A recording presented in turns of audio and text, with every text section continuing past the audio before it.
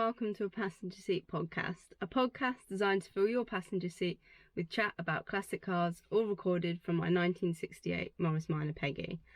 I'm Becca, and if you're watching on the YouTube channel, you'll see that I'm tucked away in Peggy in the garage. Don't panic, there's no issues with Peggy, it's just a really hot week here in the UK. Peggy's already covered a lot of miles, so I thought we'd record the podcast in the comfort of her garage that she's just got back into, and tell you all about our fantastic weekend where we were covering a lot of miles in the sun, and she performed absolutely brilliantly. So you might remember that at the beginning of July I started a new job with the RREC, so that's the Rolls-Royce Enthusiasts Club, and as part of that I sometimes get to go to events that are put on by the members or events that the RREC is invited to.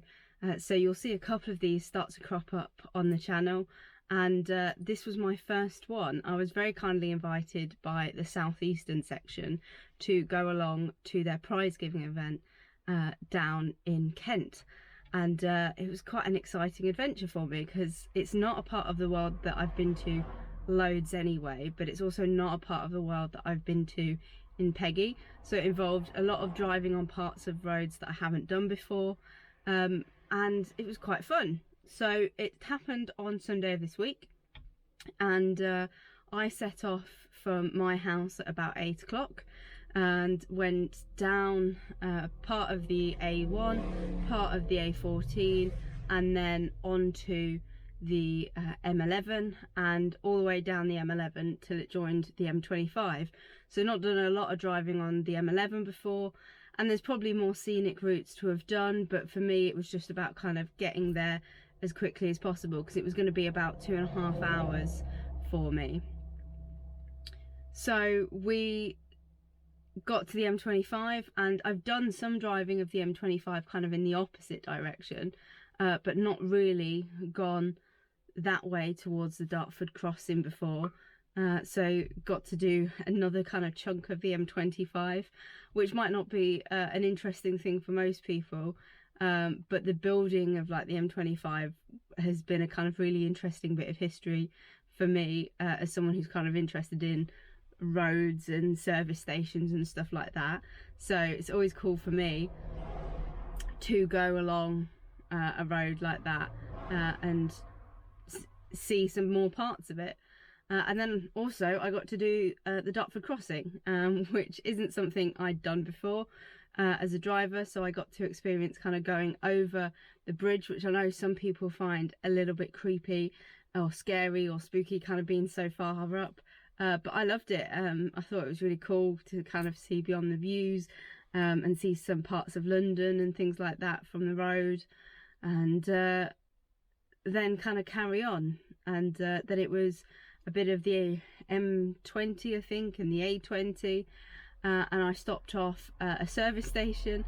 Again, a new service station for me, and again, if you know me, you know that service stations are fascinating to me, and so it was cool to visit a new service station and have a little bit of a wander around before heading on to the event.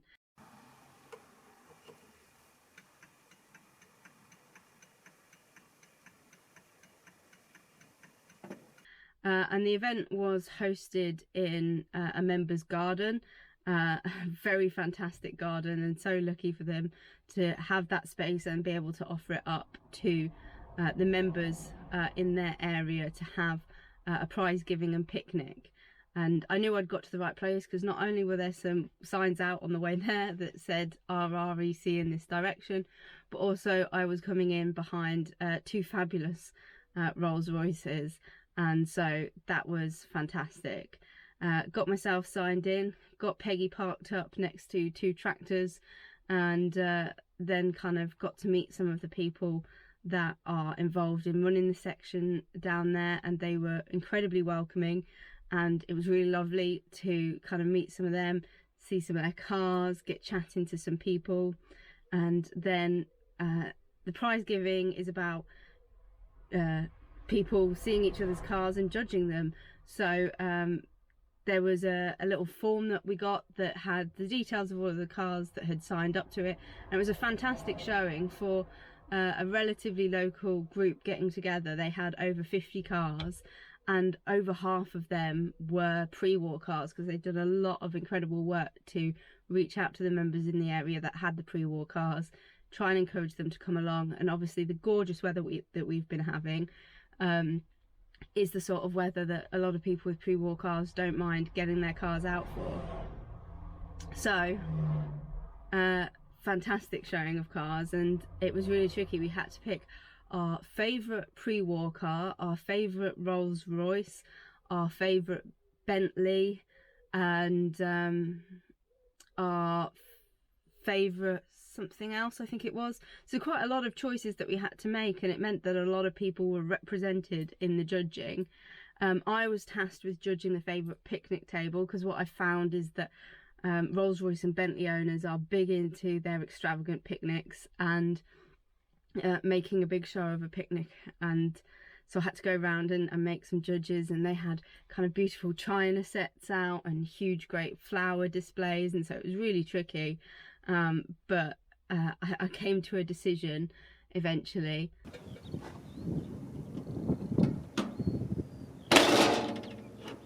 There was also listed in the programme a Rolls Royce and Bentley races, and I was like, oh, we're going to be driving the cars around the garden and doing all sorts of strange things. And no, the guy that was in charge of organising it had made up some little wooden cars that were on a string and a wooden dowel, and the cars were pulled away, string extended, and then four people then had to, as quickly as possible, wind the cars in and in a race. And so there was 2 marked up as Rolls Royces and 2 marked up as Bentleys, and then the 2 winners from the first round went through to the final, and the 2 winners from the second round went through to a final. And then there was a big final where they were competing against each other to manage to win. I think it was a bottle of wine, but in the end it was a young boy that won. So the club shop donated a keyring to give him, because it seemed a little bit more appropriate to give him the keyring and give the bottle of wine to his parents. But it was fantastic, and it meant that whereas people might be tempted to stay with their groups and sit with the people that they came with, everyone was getting up and cheering on these cars and getting involved in that way before they went and sat back down to have a picnic. Or there was a hog roast being put on by the group, and some fantastic desserts as well. And yeah, it was a really friendly, lovely day in the sun that was just absolutely ideal.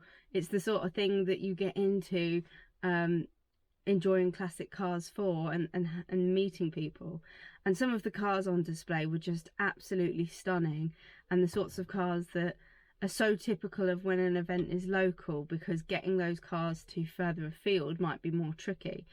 One car that massively stood out to me, and if you followed me on social media, you'll have seen my quick snippets of it, but it was a car that had been in Czechoslovakia, I think it was, all its life, and had recently come over to the UK, and relatively, because it was a pre-war car, had a lot of work put into it, and the owner had got it running on Thursday, test drove it for half a mile on Friday, a mile on Saturday, and then on the Sunday got it to the event, which was just absolutely fantastic to get it there. Because you notice I said they got the car running. They didn't necessarily get the car finished. It was a chassis with an engine, some wings, some wooden running boards, a seat, perspex cover over the engine. It was really kind of what it needed to be legal, and no more at that point, which was fantastic, and just a great level of enthusiasm for getting to the event and showing people. And it was absolutely stunning to look round and explore and have a look at, and how tidy he'd had to make it, knowing that people would be looking at it as it was, and it was great to see kind of what happens behind the dashboard of these cars, because it's all still really new to me, and it's fascinating to learn these things and hear some of the stories of these cars. So that car did end up being my favourite Rolls-Royce and my favourite pre-war car, and there was quite a lot of very gorgeous Bentleys to choose from for my favourite Bentley, and a favourite convertible. And I was a bit cheeky with this one in the fact that the chairperson that had invited me and her husband had a lovely convertible Corniche, so I picked that. And in the kind of overall prize giving and stuff at the end, none of the cars that I voted for ended up being successful, but it was still quite a fun thing to be part of, and it encourages you to go around and look and engage with the cars. And if you're there overhearing stories like I heard with that one, it meant that I was perhaps more persuaded to hear that, and a lot of the cars had parts of their stories on display. It was absolutely fascinating, and a good number of cars to be able to kind of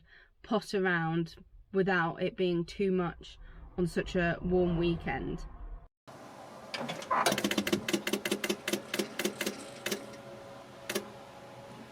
Got to, I think it must have been about 3:30ish, 3:30, 4 o'clock-ish, and people were starting to head off.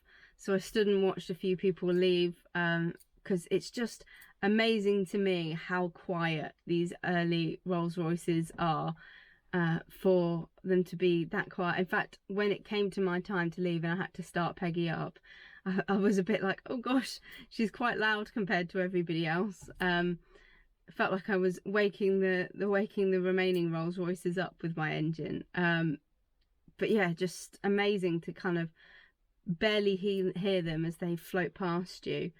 And then it was time for me to head off, and I got to convoy a little bit of the way to the M25 with a couple of the cars that had ended up leaving at about the same sort of time as me, and then hit the M25 and the dreaded Dartford Crossing on the way back, which was way worse than on the way there.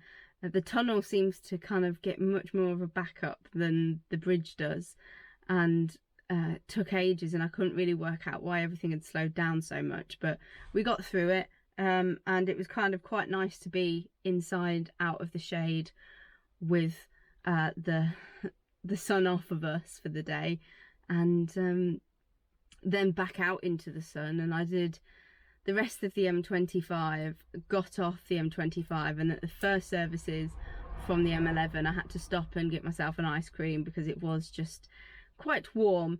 But Peggy was not struggling with the warmth. I mean, I have the heater on to stop her overheating, but sometimes it causes us to overheat. But she did fine, and it was not too surprising, I guess, to see quite a lot of cars at the side of the road on the M25 and the M11 with the heat, because I think a lot of people's cars aren't necessarily prepared for it, or they drive the cars without thinking about the impact of the heat. Whereas if you have a classic car and you're kind of worried and thinking about it and doing what you can to protect the car, you might be a bit better off, which certainly seemed to be the case for Peggy. She didn't lose any coolant, didn't lose any oil, just carried on at 50, 60 most of the way home. Stopped and got some petrol ready for work the following day at the office, and then home quite a bit later than I think I'd hoped. I think I must have left at about 4, and I got home after everything because I had a pretty decent stop at that services to cool off at about 7:45.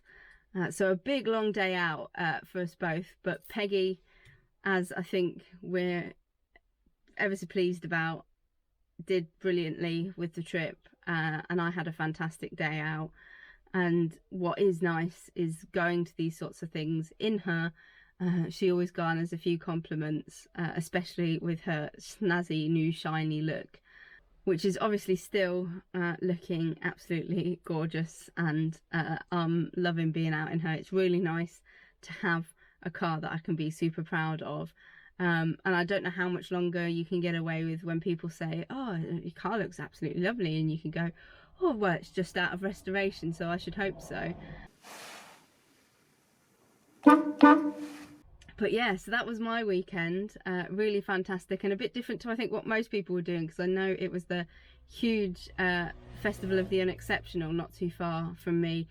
Instead I ended up going 120 odd miles in one direction away from home, but a fantastic day nonetheless, and it's nice to sometimes do something a bit different. That was the weekend just gone, and when you're watching this I'll be preparing for going back to an old faithful event, which is Morris Fest up at Thoresby. So if you are there with any of your Morris vehicles or whatever, hopefully see you and have a fantastic time. But in the meantime, thank you very much for listening. Drive safely to wherever you're driving, and happy motoring.